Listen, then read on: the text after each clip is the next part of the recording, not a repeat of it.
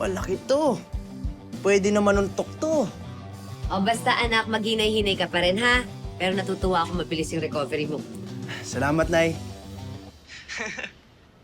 Da? Nay?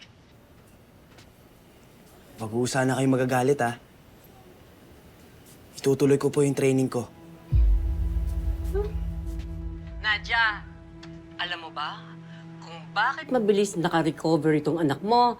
Kasi inspired doon kay Chloe. Oh, umamin ka, ha? Umamin ka. Si Jolly nagsumbong sa akin. Dumalaw daw dito si Chloe.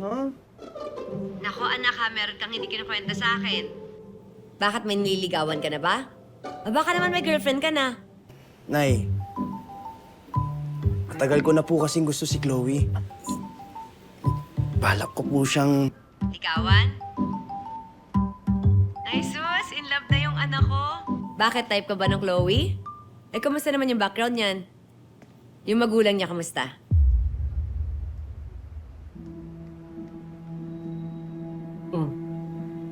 Bakit ganyan reaction mo?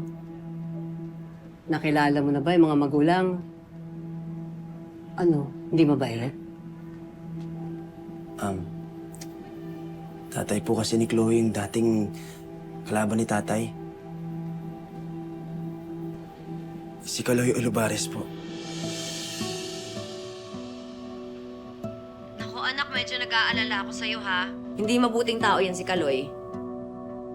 Tsaka sigurado ako na hindi ka niya gugustuhin para sa anak niya.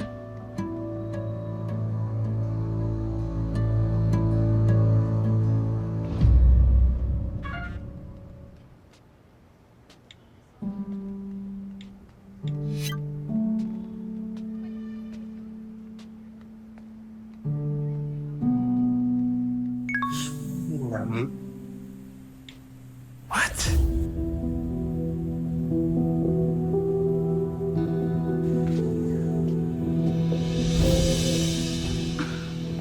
Oh my gosh, kuya! All the freaking time! Para ka ng stalker niyan, ha? Chloe, sabi na nga ba, nakikipag-usap ka pa rin kay Mac. Mac, talaga nakita pa kayo, ha?